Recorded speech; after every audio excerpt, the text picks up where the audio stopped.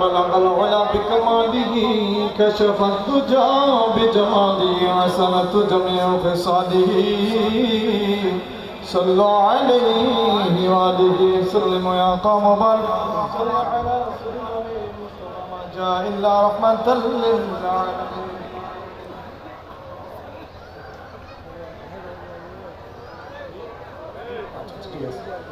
আলহামদুলিল্লাহ। সম্মানিত উপস্থিতি, এতক্ষণ ধরে আমরা বাবাজান কেবলার জন্য আমরা ইন্তজার ছিলাম, অপেক্ষমান ছিলাম। আমাদের মাঝে আজকের এই মহান ঐতিহাসিক 22 চৈত্র মাইজ ভান্ডার দরবার শরীফের এবং তরিকায়ে মাইজ ভান্ডারিয়ার পূর্ণতা দানকারী শেখ ফাআল মাহবুব নজনীন मजहरे नूर खुदा फना फिल्लाह बका बिल्लाह हाजत रवा मुश्किल कुशा गौसुल आजम शाह सूफी मौलाना सैयद गुलामुर रहमान भावंडारी कद्दसल्लाहु सिरहुल अजीज कबला काबार पवित्र उरुस शरीफेर আজকের মেহমান আলা নবী বংশের 31তম औलाद মাইজ ভান্ডার দরবার শরীফের সজ্জাদান হোসেন গৌসুল আজম মাইজ ভান্ডার শরীফ, আন্তর্জাতিক সুফি ব্যক্তিত্ব, আন্তর্জাতিক ইসলামিক স্কলার, রাহবার শরীয়ত ও তরিকত, হাদি দ্বীন ও মিল্লাত, হযরতুল হাজ আল্লামা ডক্টর সৈয়দ বাবা সাইফুদ্দিন আহমদ আল হাসানি বনসাইরি আল মাইজ ভান্ডারি মাদ্দাজিলুল আলী আমাদের মাঝে তশরিফ এনেছেন। সকলে বলি আলহামদুলিল্লাহ।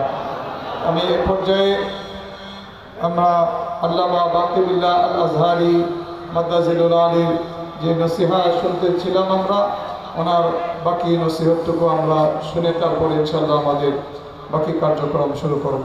আমি মোহতারামকে ওনার অসম্পূর্ণ বক্তব্যকে সম্পন্ন করার জন্য বিনীতভাবে অনুরোধ করছি। সকলে মহব্বতে পড়ি আল্লাহুম্মা সাল্লি আলা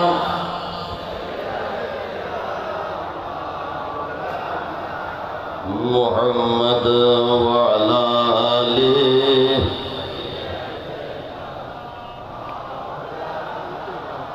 সবাই উচ্চ সুরে বলি মারহাবা।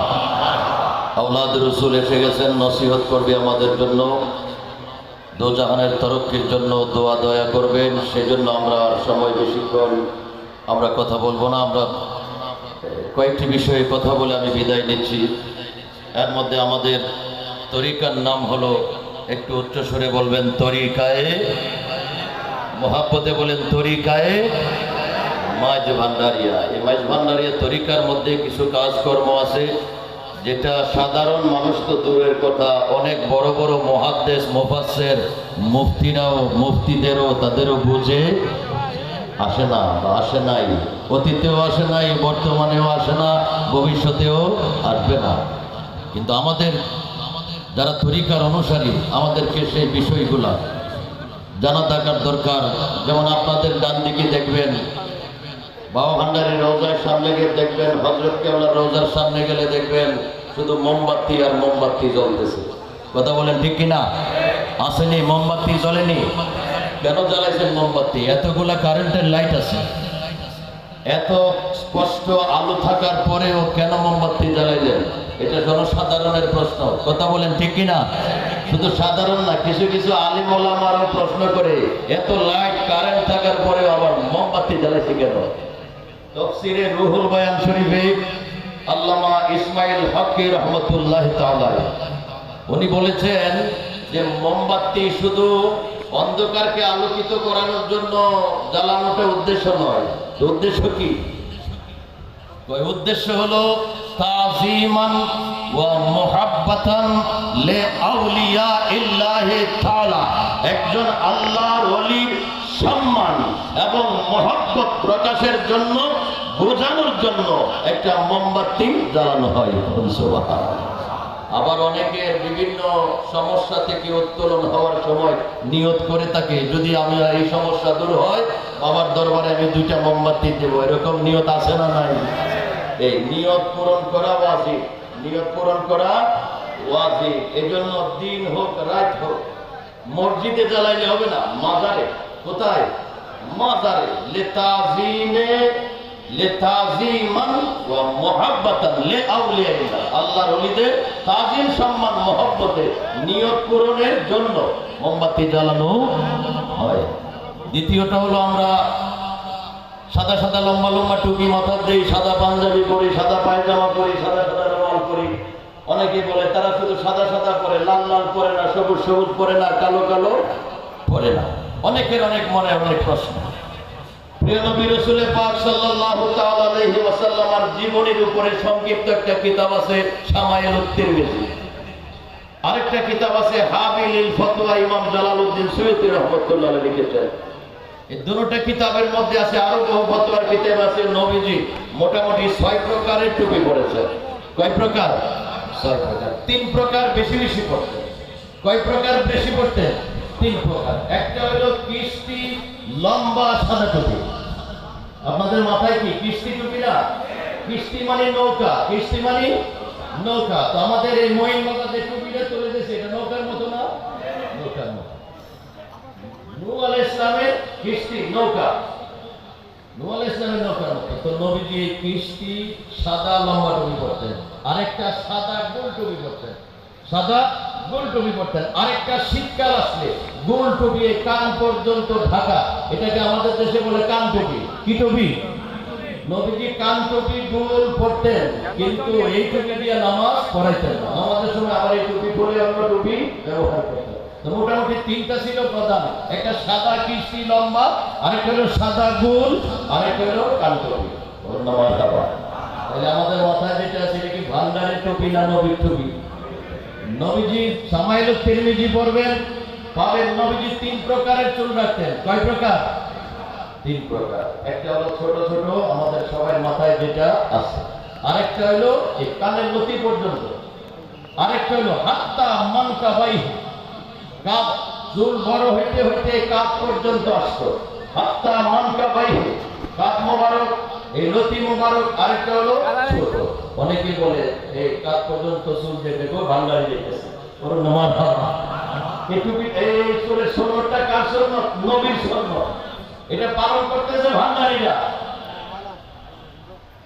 লম্বা লম্বা না। আচ্ছা, একজন সাহাবী ছিল হযরত আবু মাহযুরা রাদিয়াল্লাহু তাআলা, ওনার চুল ছিল একবারে কোমরের নিচে। আপনারা দেখবেন ইরাকে যারা ভিডিও দেখেন, কুর্দিস্তানের কিছু গোসেবাটের ভক্ত আছে, পাগল আছে, একদম কোমরের নিচ পর্যন্ত চুল রাখে। ওই আবু মাহযুরা রাদিয়াল্লাহু তাআলা নবীজি ওনার চুলের মধ্যে হাত মোবারক বুলাইছিলেন। উনি যখনই চুল কাটতে যায় ওনার স্মরণ হয়, আর এই চুলের মধ্যে তো নবীজি হাত মোবারক বুলাইছিল। এবং কাইটা আমি চুলটা ফালাবো কোথায়? দুনিয়াতে তো এরকম পবিত্র কোনো জায়গা নাই, বস চুল কাটে না। আবার আরেক মাস পরে মনে হয় চুল কাটবো, আরো লম্বা হয়ে গেছে, আবার মনে হয় চুল কেটে ফালাবো কোথায়? আমার নবীজির তো হাত মোবারকের স্পর্শ লেগেছে, উনি আর জীবনে চুল কাটেই নাই। এই কোমরের নিচ পর্যন্ত চুল, এটা দিয়ে নবীজির রওজা মোবারক ঝাড়ু দিতেন। সুবহানাল্লাহ। এটা হলো শ্বাস, এটা নবীর সুন্নাত না, এটা হঠাৎ ঘটে গেছে, এটা একটা কারামত। কিন্তু সবসময় যেটা এই হাত্তা মানকাবাই, আরেকটা হলো সাদা কাপড় আমরা পরি। তিরমিজি শরীফে হাদিসে পাওয়া এসেছে, মিশকাত শরীফে আছে কিতাবুল লিবাসের মধ্যে, আহাব্বুস সিয়াব, নবীর কাছে সবচেয়ে বেশি প্রিয় ছিল আল আবিয়াস, সাদা রঙের পোশাক নবীর সবচেয়ে বেশি প্রিয় ছিল। পড়ুন সুবহানাল্লাহ। তো মাঝবান্ডার এটা কি কাপড় পরে? সাদা কাপড়। এবং নবী বলেছেন ওয়াকাফিনু ফিহা, তোমরা আমার পছন্দের এই সাদা কাপড় দিয়া তোমরা কাপড় পরাইবা। পড়ুন সুবহানাল্লাহ।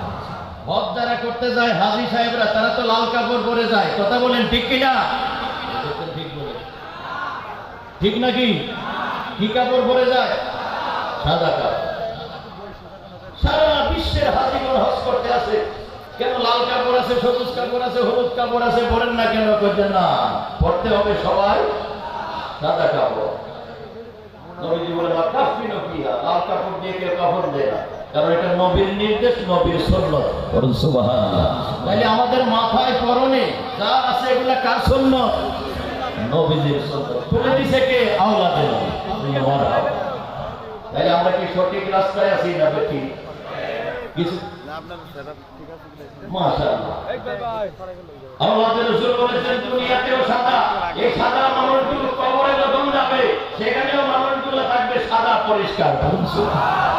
ফেরেশতা আইসা কোনো দোষ ত্রুটি তোলকানোর কোনো সুযোগ নাই। কথা বলেন ঠিক কি না? আসলেও সাদা, মিজানেও সাদা, সব জায়গায় সাদা। নারে তাকবীর, নারে রিসালাত, নারে গাউসিয়া, গাউসুল আযম মাইল ভান্ডারী, মাইল বাবা মাইল ভান্ডারী, সাইফুদ্দিন বাবা মাইল ভান্ডারী। সাইফুদ্দিন বাবার মাথায় কি লাল রঙের টুপি না? কি রঙের? গায়ে পড়ছে যে সবুজ না? কি রঙের? সাদা।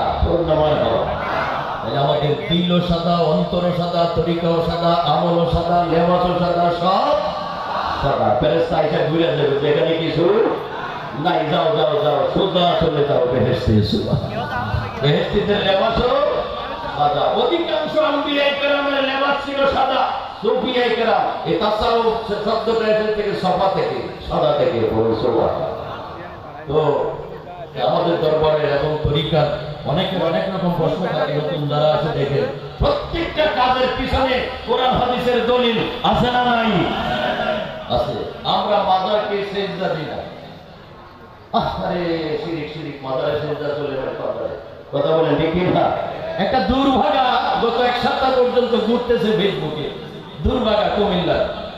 এটার নাম হলো একটা মোস্তাকুন নবী, আসলে সে গোস্তাকে নবী। তার কপালে দুর্দশা আছে, ঘুরে ঘুরে তার নসিব খারাপ করেছে। গত পরশুদিন বলেছে মাইজবান্ডার দরবার নাকি থাকবে না। মাইজবান্ডার দরবার তো দূরে খারাপ, ভক্ত আছে কেন্দ্রের ফরার নিচে, তোমার মতো মোস্তাকরে খুঁজে পাওয়া যাবে না। কথা বলেন ঠিক কিনা? মাইজবান্ডারের জুতার নিচে মোস্তাকরেও খুঁজে পাওয়া যাবে। মাইজবান্ডার ছিল, আছে, কিয়ামত পর্যন্ত থাকবে। তাদের সম্পর্কে একটা হাদিস নবীজি বলেছেন, মনে পড়েছে। কিছুক্ষণ আগে আমাদের মুফতি আল্লামা মাকসুদুর রহমান সাহেবের রুমে হাদিস শরীফটা বলেছে, উনি বের করে দেখিয়েছেন। মুস্তাদরিক ইবনে হাকিমের মধ্যে আছে, লিখেছেন হাদিসুন হাসানুন সহিহ। মারহাবা। ইমাম মুসলিম রাদিয়াল্লাহু তাআলার শর্তে হাদিসটা সহিহ। মারহাবা। এই দুর্ভাগ্যের জন্য ওয়াহাবি, খারিজি, রাফিজি, শিয়া, মুতাজিলা, জামাত ইসলাম, হেফাজতি, তাবলীগী তাদের বিরুদ্ধে নবীজি বলে গেছেন, তাদের অবস্থা বর্ণনা দিয়ে গেছেন। নবী বলেন, সংক্ষিপ্তভাবে বলছি, লাউ আন্না রাজুলান, যদিও কোন ব্যক্তি সাল্লা ওয়া সামা বাইনার রুকনে ওয়াল মাকাম, 4 লক্ষ টাকা খরচ করে গিয়ে সৌদি আরবে হেরাম শরীফের ভিতরে রুকন এবং মাকামের মাঝখানে যদি রোজাও রাখে, নামাজও পড়ে। যদি কোনো ব্যক্তি মক্কা শরীফের হেরামের ভিতরে রোজাও রাখে, নামাজও পড়ে, ওয়াহুয়া মুবগিদুন লিআলে বাইতে রাসূল, কিন্তু তার অন্তরে নবীর আওলাদের দুশমনী আছে, নবী বলেছেন ফাদাখালান নার, ফাদাখালান নার, সে হলো জাহান্নামী, সে হলো জাহান্নামী, জাহান্নামী। বলুন মারহাবা। এটা কার বাণী? নবীজির বাণী মোতাবেক, ফতোয়া মোতাবেক আমরা বলতে পারি আঙ্গুল গনে গনে। যারা মাইজভান্ডারী আওলাদে রাসূলের বিদ্বেষ যাদের অন্তরে আছে, সে মুহাদ্দিস। খাজা বাবা গরিবে নওয়াজ খাজা মাইনুদ্দিন চিশতি, উনি হাসানি হুসাইনি আওলাদে রাসূল। খাজা বাবাকেও এই ফেসবুকে ঘুরতেছে, এই নালায় ঘুরতেছে, কিছুদিন পর্যন্ত গলায় ফেসবুকে জুতার মালা দিছে, দেখছেন আপনারা। তার এতদিন তার সম্মান ছিল, যখন মেজবান্ডারের বিরুদ্ধে আন্দোলন তুলেছে, খাজা বাবার বিরুদ্ধে আন্দোলন তুলেছে, তার মাথায় টুপি না রেখে এখন গলায় তার জুতার মালা এসেছে। নবী বলে দুশমনের শাস্তি। কথা বলেন ঠিক কিনা? খাজা গরিবে নওয়াজকে বলছে ভুয়া ভুয়া ভুয়া, খাজা বাবা ভুয়া। পড়ুন নাউজুবিল্লাহ।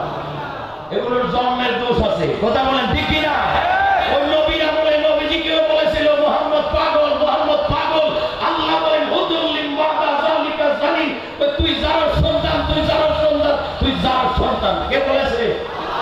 নবী এবং আওলাদে নবীর বিরুদ্ধে যে কথা বলবে, তাহলে বুঝতে হবে তার জন্মের মধ্যে সমস্যা। সে আলেম হোক, ফাজিল হোক, মুফতি হোক, মুহাদ্দিস হোক আর ইমাম সাহেব হোক, তার জন্ম টোকাইতে হবে। মুসলমানের মধ্যে কি আছে? দোষ আছে। কথা বলে ঠিক না? তো নবী বলছেন আওলাদে রাসূলের দুশমনি যাদের অন্তরে আছে, নামাজ রোজা হজ যাকাতে কোনো কাজে ফাদাখালান নার, নামাজ পড়ার পরেও সে জাহান্নাম, নামাজ পড়ার পরেও সে। আমাদের সমাজে অনেক কিছু মানুষ আছে পাঁচ ওয়াক্ত নামাজ পড়লে খুব ভালো মানুষ, কোন নামাজ পড়ছো না? খুব পড়ছি তো, তুমি খুব ভালো মানুষ। আর নবীজি বলতেছেন মান সাল্লাহ ওয়া সামা, যে নামাজ পড়লো কোথায়? ঘরে না, বাংলাদেশে না, মক্কায় হেরম শরীফের ভিতরে, কিন্তু তার অন্তরের মধ্যে আল্লাহর রাসূল মেজবান্দারি দুশমনি আছে। নবী বলেন ফাদাখালান নার, নামাজ পড়ার পরেও আমার আল্লাহর দুশমনি থাকার কারণে নামাজে তোমাকে জান্নাতে নিবে। কারণ ওইটা হইল নামাজ, যেই নামাজে আল্লাহুম্মা সাল্লি আলা মুহাম্মাদ ওয়া আলা আলি, যেই নামাজে নবীর আওলাদ আছে। শুধু আওলাদের নাম জপলে হবে না, মুখে মুখে অন্তরেও ভালোবাসতে হবে। অন্তরে আর মুখে এক থাকলে বসে এই নামাজে কোথায় নেবে? জান্নাত। আরেকটা হলো আমাদের শুভ সংবাদ, সেটা বলে আমি বিদায় নেব। জগৎ বিখ্যাত শেফা শরীফ দ্বিতীয় খণ্ডের 37 পৃষ্ঠার মধ্যে হাদিসে পাওয়া গেছে, নবীজি বলছেন মারিফাতু আলে মুহাম্মাদিন বারাতুম মিনান নার। করে করে বলুন মারহাবা। নবী বলেন আমার কোন আওলাদের সাথে যদি তোমার পরিচয় হয়ে যায়, ঘুমাই গেছেন, মারহাবা বলবেন না। যিনি সামনে বসে আছেন উনি নবীর আওলাদ, তাতে কোনো সন্দেহ আছে? ওনার সাথে আমাদের সম্পর্ক হয়েছে, বয়াতের মাধ্যমে, মহব্বতের মাধ্যমে, ঈমানি ভাবে সম্পর্ক আছে না নাই? পরিচয় আছে না নাই? এবার নবীর ফতোয়া শুনে, ওয়াহাবীদের ফতোয়া আমাদের শুনে কোনো লাভ? ফতোয়া শুনতে হবে কার? নবীর। নবী বলতেছেন মারিফাতু আলে মুহাম্মাদিন, আমার কোন আওলাদের সাথে যদি তোমার কোনো পরিচয় থাকে, কোনো সম্পর্ক থাকে, বারাতুম মিনান নার, জাহান্নাম নয়, জাহান্নামের বাপেরও ক্ষমতা নাই তোমার গায়ে স্পর্শ করবে। তাইলে আমরা তরিকায় দাঁড়িয়ে এসে লাভ হয়েছে না লস হয়েছে? আমার তো সমাজের দরকার নাই, আছে নাকি? সমাজের দ্বারা আমার কবরে কিছু করতে পারবে, আসলে কিছু করতে পারবে? পারবে না। সুতরাং সমাজের চিন্তা করে লাভ নাই। আমাদের আগে যারা ছিল তারাও চিন্তা করে নাই, আমরাও করব, ভবিষ্যতে আমাদের আওলাদ প্রয়োজন করবে।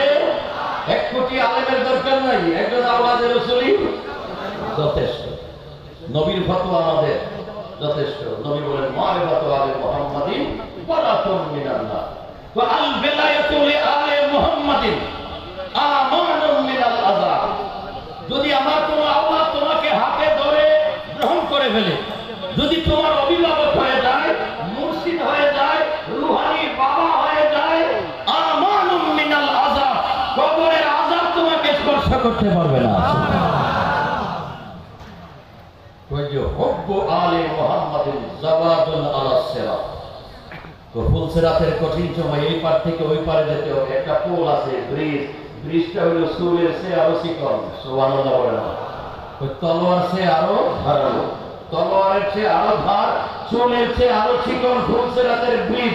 এটা পাড়ি দিতে হবে, নিচে জাহান্নাম, নিচে বললে জাহান্নাম। নবী বলেন হুব্বু আলে মুহাম্মাদিন, যদি আমার কোন আওলাদকে ভালোবেসে থাকো, তাহলে সেই ভালোবাসা হইল ফুলসিরাত পার হওয়ার পাসপোর্ট।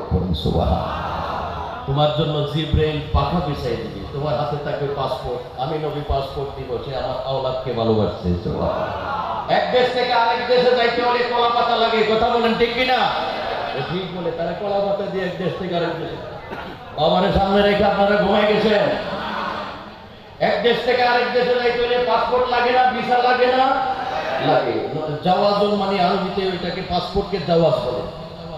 হুব্বু আলে মুহাম্মাদিন জাওয়াজু আলা সিরাত, তো যদি কোন আওলাদের রাসূলকে ভালোবাসে থাকো, তাহলে আমি নবী বলে গেলাম সেই ভালোবাসাটাই হবে ফুলসিরাতে পার হওয়ার পাসপোর্ট। তোমাকে আর কেউ আটকাইতে পারবে না, জিব্রাইলের 600 পাখা বিছাই দিবে। সুবহানাল্লাহ।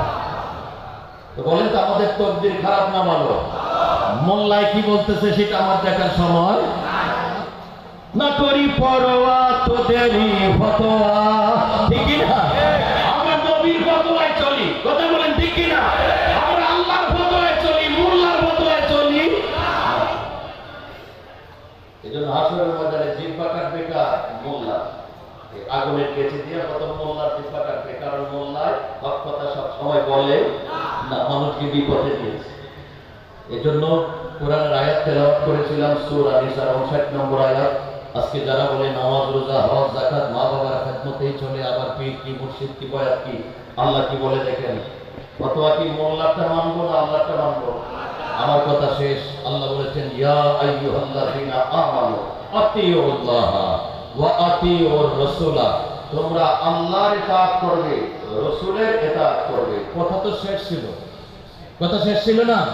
আল্লাহ বলেন যে না, আমার ওয়াস্তা এখনো শেষ হয় নাই, ওই যে আমারেও পাইবা না, আমার রাসূলকেও পাইবা না, তখন তোমরা কি করবা? তখন তোমরা কি করবা? আমাদের তো সেই যোগ্যতা নাই আল্লাহকে পাওয়ার, রাসূলকে পাওয়ার। আমাদের ইবাদতের ঘাটতি, গুনাহ পাপ তাপে আমাদের জীবন ভরপুর। কথা বলেন ঠিক কি না? আল্লাহ পাপী তাবিদের ওই যে বলেছিলাম, পাপীরে তো রাইতে আইলো ভান্ডারি, জীবের মুক্তি দিতে আইলো ভান্ডারি।